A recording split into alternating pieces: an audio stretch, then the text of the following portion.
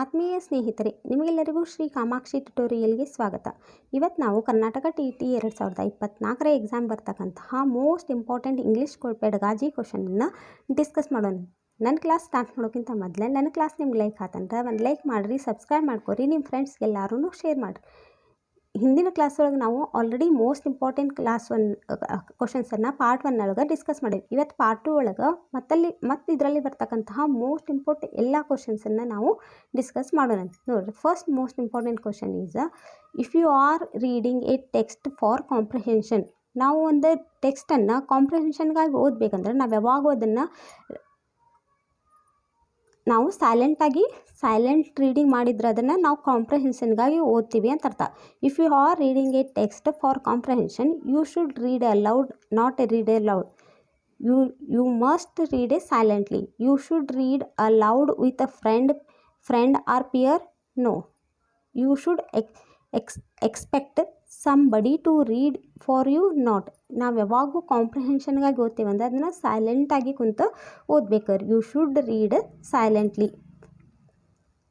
Next question.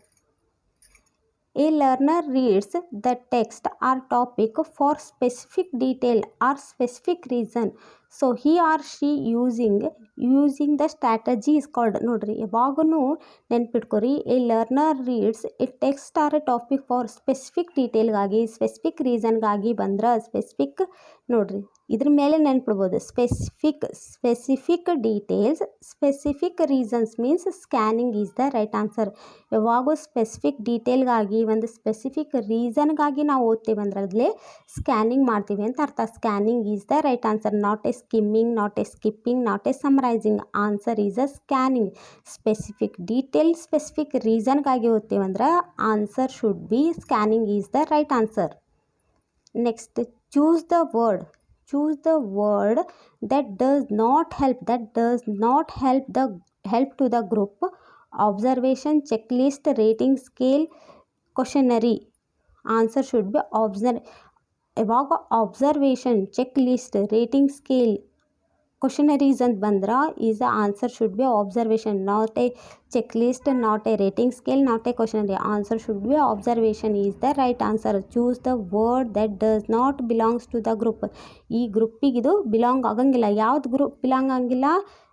Observation ಒಂದೇ belong ಆಗಲ್ಲ. Check list, rating scale, questionnaires ಇವೆಲ್ಲ ಒಂದೇ ಗ್ರೂಪ್ ಒಳಗೆ ಬರ್ತಾವೆ. ಅಬ್ಸರ್ವೇಷನ್ ಏನಕ್ಕೆ ಅಂತ ಬೇರೆದು. Next, A teacher asks her or his pupil to clap once if a statement is true and clap twice is not true. Then the pupil. ನೋಡ್ರಿ, ಇವಾಗ ಒಬ್ಬರು ಟೀಚರ್ ಏನು ಮಾಡ್ತಾರೆ, ಅವ್ರ ಸ್ಟೂಡೆಂಟ್ಸ್ಗೆ, ಅವ್ರಿಗೆ ಪ್ಯೂಪಿಲ್ಸ್, ಅವ್ರ ಮಕ್ಕಳಿಗೆ ಏನು ಹೇಳ್ತಾರೆ, ಆನ್ಸರ್ ಟ್ರೂ ಇತ್ತಂದ್ರೆ ಒಂದೇ ಸಲ ಕ್ಲಾಪ್ಸ್ ಮಾಡ್ರಿ, ಒಂದು ಸಲ ಚಪ್ಪಾಳೆ ಹೊಡೀರಿ. ಆನ್ಸರ್ ತಪ್ಪಿತ್ತಂದ್ರೆ, ಆನ್ಸರ್ ರಾಂಗ್ ಇತ್ತಂದ್ರೆ ಅವಾಗ 2 ಸಲ ಕ್ಲಾಪ್ಸ್ ಹಾಕ್ರಿ ಅಂತಾರೆ. ಅದರಿಂದ ಅವ್ರು ಏನನ್ನು ಇದನ್ನು ಅವಾಗ ಪ್ಯೂಪಿಲ್ಗೆ ಏನಾಗ್ತೈತಿ, ಅವ್ರು ಏನು ಮಾಡ್ತಾರೆ, ಲಿಸನ್ ಮಾಡ್ತಾರೆ ಮತ್ತು ಅದಕ್ಕೆ ರೆಸ್ಪಾಂಡ್ ಮಾಡ್ತಾರೆ. ರೆಸ್ಪಾಂಡ್ ಹೆಂಗೆ ಮಾಡ್ತಾರೆ, ಒಂದು ಆನ್ಸರ್ ಕರೆಕ್ಟ್ ಐತಿ, ಒಂದೇ ಸಲ ಚಪ್ಪಲಿ ಹೊಡ್ತಾರೆ. ಅಲ್ಲಿ ಮೊದಲು ಕ್ವಶನನ್ನು ಕೇಳ್ತಾರೆ, ಕೇಳೋದ್ರಿಂದ ಅಲ್ಲಿ ಅವ್ರಿಗೆ ಲಿಸ್ನಿಂಗ್ ಸ್ಕಿಲ್ ಇಂಪ್ರೂವ್ ಆಕೈತಿ. ಅದರಿಂದ ಅವ್ರು ಕ್ಲಾಪ್ಸ್, ಒಂದು ಸಲ ಆನ್ಸರ್ ಕರೆಕ್ಟ್ ಇತ್ತು, ಒಂದೇ ಸಲ ಕ್ಲಾಪ್ಸ್ ಮಾಡಿದರು. ಆನ್ಸರ್ ರಾಂಗ್ ಇತ್ತು, 2 ಸಲ ಕ್ಲಾಪ್ಸ್ ಮಾಡಿದ್ರು. ಅಂದ್ರೆ ಅವರು ರೆಸ್ಪಾಂಡ್ ಮಾಡ್ಲಿಕ್ಕತ್ತಾರೆ. ಅವ್ರು ಏನು ಹೇಳ್ತಾರಲ್ಲ ಅದಕ್ಕೆ ಅವ್ರು ಏನು ಮಾಡಾಕ್ತಾರೆ, ರೆಸ್ಪಾನ್ಸ್ ಮಾಡ್ಲಿಕ್ಕತ್ತಾರೆ. ಅಂದ್ರೆ ಅಲ್ಲಿ ರೆಸ್ಪಾಂಡ್, ನಾಟ್ ಲಿಸ್ನ್ ಆ್ಯಂಡ್ ರಿಪೀಟ್ ಮಾಡ್ಲಿಕ್ಕತ್ತಿಲ್ಲ ಅವರು. ಅಲ್ಲಿ ಅವರು ರೆಸ್ಪಾನ್ಸ್ ಮಾಡ್ಲಿಕ್ಕತ್ತಾರ. ಅದು ಒಂದು ಸಲ, ಈಗ ಆನ್ಸರ್ ಒಂದು ಸಲ ಕರೆಕ್ಟ್ ಇತ್ತು, ಅವಾಗ ಒಂದೇ ಸಲ ಕ್ಲಾಪ್ಸ್ ಹಾಕಿದ್ರು. ಆನ್ಸರ್ ರಾಂಗ್ ಇತ್ತು, 2 ಸಲ ಮತ್ತು ಆನ್ಸರ್ ರಾಂಗೋ ಹೊಡೆದ್ರೆ ಅಲ್ಲಿ ಅವರು ಏನು ಮಾಡ್ತಾರೆ, ರಿಪಿಟೇಷನ್ ಮಾಡೋಂಗಿಲ್ಲ. ಅವ್ರು ಮತ್ತೆ ಅಲ್ಲಿ ರಾಂಗ್ ಹೇಳಿದ್ರೆ ಅಂದ್ರೆ ಅಲ್ಲಿ ಮತ್ತೆ ಏನು ಮಾಡ್ತಾರೆ, ಡಬಲ್ ಸಲ ಕ್ಲಾಪ್ಸ್ ಹೊಡಿತಾರೆ. ಅಂದ್ರಲ್ಲೇ ಅವರು ರೆಸ್ಪಾಂಡ್ ಮಾಡೋಂತಾರೆ. ನಾಟ್ ಎ ರಿಪಿಟೇಷನ್ ಅಂದರೆ ಒಂದು ತಪ್ಪು ಹೇಳಿದ್ರು ಕ್ಲಾಪ್ಸ್ ಒಂದು ಸಲ 2 ಸಲ ಹೊಡೆದ್ರು, ಸರಿ ಹೇಳಿದ್ರು ಕ್ಲಾಪ್ಸ್ ಒಂದೇ ಸಲ ಹೊಡೆದ್ರು, ಮತ್ತು ತಪ್ಪು ಹೇಳಿದ್ರು. ಅಂದ್ರಲ್ಲೇ ರಿಪಿಟೇಷನ್ ಆಗ್ತೈತಿ. ಈಗಲ್ಲೇ ರಿಪಿಟೇಷನ್ ನಡ್ಲಿಕ್ಕತ್ತಿಲ್ಲ. ಅವ್ರಿಗೆ ಏನೇ ಹಿಂದೆ ಮುಂದೆ ಮಾಡಿ ಕೇಳಿದ್ರು ಸರಿ ಇತ್ತಂದ್ರೆ ಅವ್ರು ಒಂದೇ ಕ್ಲಾಪ್ಸ್ ಹಾಕ್ತಾರೆ, ತಪ್ಪು ಹೇಳಿದಂದ್ರೆ 2 ಸಲ ಕ್ಲಾಪ್ಸ್ ಹಾಕ್ತಾರೆ. ಅದರಲ್ಲಿ ರೆಸ್ಪಾಂಡ್ ಮಾಡ್ಲಿಕ್ಕತ್ತಾರೆ ಅವ್ರು. Not A repetition. Listen and complete the gaps, not an answer. Listen and chant is a not answer. Listen and response is the right answer. The following is not a subskill of speaking. Speaking ಇದ್ದ ಸಬ್ skill ಯಾವುದಲ್ಲ ಅಂತ ಹೇಳಬೇಕು. Produce sound in a meaningful chunks is the sub-skill of speaking. Convey information is also the sub-skill of speaking.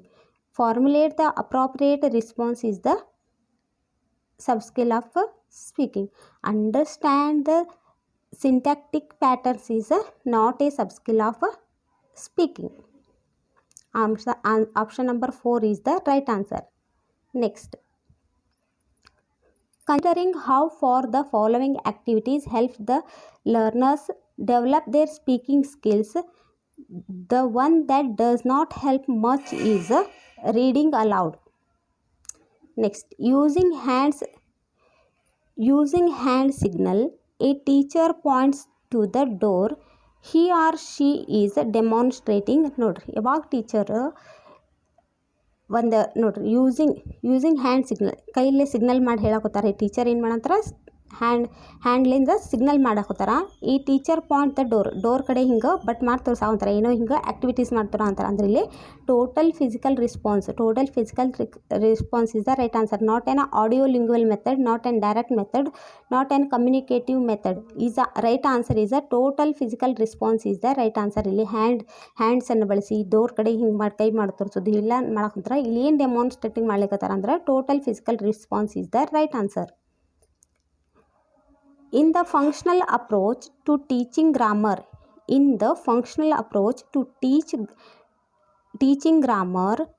ನೋಡ್ರಿ form is central,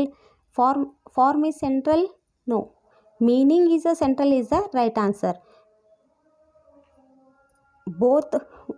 both form and meaning are the central, not both form and meaning are not a central.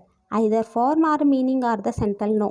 In the functional approach teaching functional approach ಒಳಗೆ ಇಲ್ಲಿ ಏನು ಮಾಡ್ತಾರಲ್ಲಿ meaning ಅಷ್ಟೇ ಅಲ್ಲಿ ಏನಿರ್ತೈತಿ central ಒಳಗೆ ಇರ್ತೈತಿ. ನೋಡಿ ನೆನ್ಪಿಡ್ರಿ, functional approach ಅಂತ ಬಂದ್ರೆ ಟೀಚಿಂಗ್ ಗ್ರಾಮರ್ ಒಳಗೆ ಟು ಟೀಚ್ ಎ ಗ್ರಾಮರ್ ಮಾಡ್ಲಿಕ್ಕತ್ತೇವೆ ಅಂದ್ರೆ ನಮಗಲ್ಲಿ ಮೀನಿಂಗ್ ಅಷ್ಟೇ ಏನಿರ್ತೈತಿ ಸೆಂಟ್ರಲ್ ಒಳಗೆ ಇರ್ತೈತಿ. Next, unity in a paragraph means that the paragraph is about only one main topic. Supporting detail not two main topics, not topic sentence is not a right answer. Only one main topic is the right answer. Unity in a paragraph means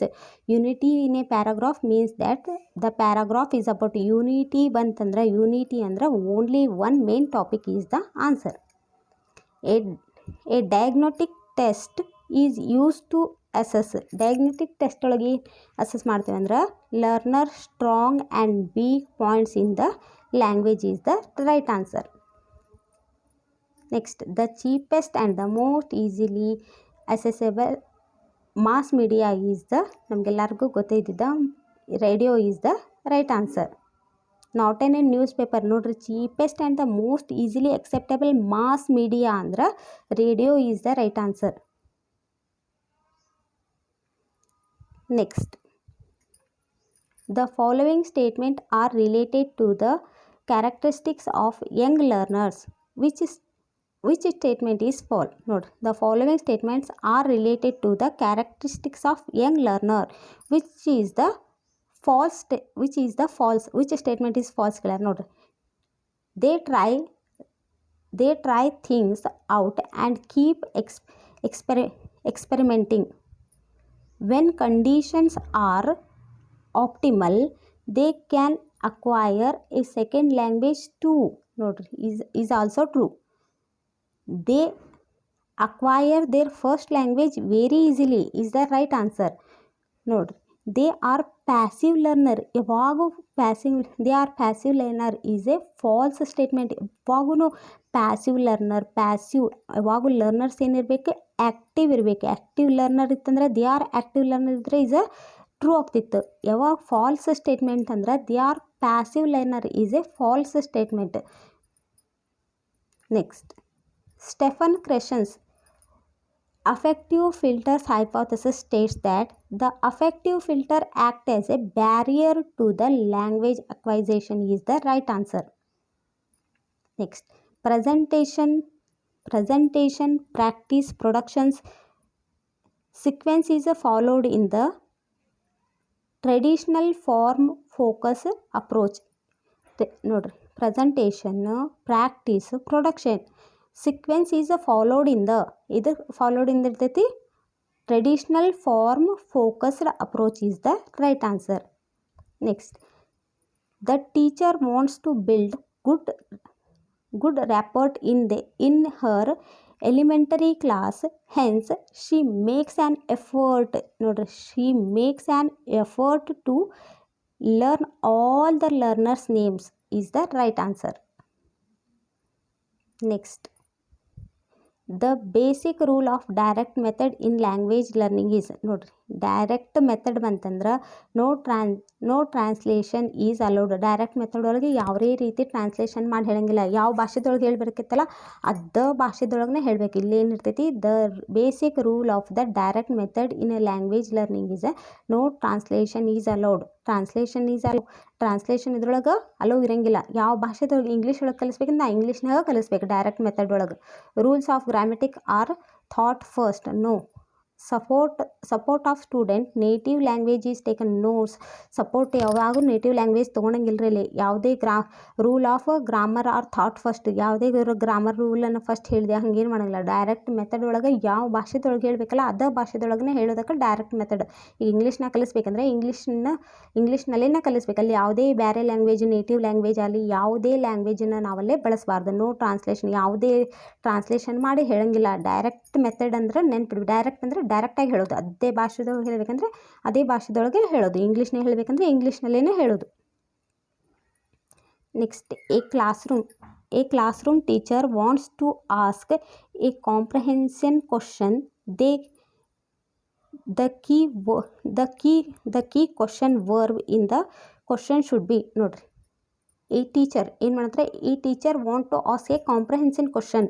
ಏನು ಮಾಡ್ಲಿಕ್ಕಂತಾರೆ, ಅಲ್ಲಿ comprehension ಕ್ವಶನ್ನ ಕೇಳಬೇಕಂತದಾರ. ನೋಡ್ರಿ, the key question verb in the question should be explain is the right answer. A teacher who teaches English to young learners should have a reason command over the language and should also know all the children in the classroom is the right answer. Next question. Put is the phonetic transcript of PUT. Put is the correct answer. Next question. Teacher should see student errors as an. ಯಾವುದೇ ಆಗಲಿ teacher ಅವ್ರ ಮಕ್ಕಳ ಎರರ್ಸನ್ನು ಏನಾಗಿ ಮಾಡಬೇಕು, ಏನಾಗಿ ತಿಳ್ಕೊಬೇಕು. ಈ serious setback which needs strict remedy. No, ಯಾವಾಗೂ ಸ್ಟ್ರಿಕ್ ರೆಮಿಡಿನ ಯೂಸ್ ಮಾಡಬಾರ್ದು. Unnatural part of the learning process ಅನ್ಬೇಕಾ, ಇಲ್ಲ. Disorder which should be duly addressed. No, ಯಾವಾಗೂ ಟೀಚರ್ ಎರರ್ಸನ್ನು, ಮಕ್ಕಳು ಮಾಡೋ ತಪ್ಪನ್ನು natural indispensable part of the learning process ಅಂತ ತಿಳ್ಕೊಬೇಕು. Therefore option number 2 is the right answer. Next, a consonant cluster is a characterized by a smooth transition from one consonant to other is the right answer. Not an one consonant to vowel, not an one consonant to diphthong, not an a vowel to consonant. A consonant to another is the right answer. Next question. The word that are best to be acquired first by a child are words frequently used is the right answer. A word explained in the dictionary. ನೋಡ್ರಿ, a word explained in the dictionary is called an entry is the right answer. Next, ನೋಡ್ರಿ,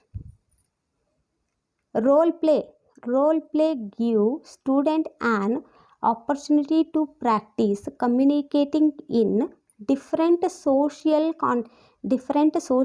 context and the social roles is the answer. Next, ಈ question ಏನಾಗೈತೆ ರೀ, delete ಆಗೈತೆ ರೀ. Next question ಇದೇನು question ಏನು ಮಾಡಲ್ಲ, ಡಿಲೀಟನ್ನು ಮಾಡ್ಯಾರಿ. ನೋಡಿರಿ ಇವತ್ತಿನ ಕ್ಲಾಸ್ ಒಳಗೂ ನಾನು ಇಂಗ್ಲೀಷ್ ಪೆಡಗಾಜಿಯಲ್ಲಿ ಬರ್ತಕ್ಕಂಥ ಮೋಸ್ಟ್ ಇಂಪಾರ್ಟೆಂಟ್ ಕ್ವಶನ್ನ ಡಿಸ್ಕಸ್ ಮಾಡಿದೆ. ನೆಕ್ಸ್ಟ್ ಕ್ಲಾಸ್ ಒಳಗೆ ಪಾರ್ಟ್ 3 ಒಳಗೆ ಮತ್ತಷ್ಟು ಮೋಸ್ಟ್ ಇಂಪಾರ್ಟೆಂಟ್ ಕ್ವಶನ್ಸನ್ನು ಡಿಸ್ಕಸ್ ಮಾಡ್ತೀನಿ ರೀ. ನನ್ನ ಕ್ಲಾಸ್ ನಿಮ್ಗೆ ಲೈಕ್ ಆತಂದ್ರೆ ಒಂದು ಲೈಕ್ ಮಾಡಿರಿ, ಸಬ್ಸ್ಕ್ರೈಬ್ ಮಾಡ್ಕೊರಿ, ನಿಮ್ಮ ಫ್ರೆಂಡ್ಸ್ಗೆಲ್ಲರಿಗೂ ಶೇರ್ ಮಾಡಿರಿ. Thank you.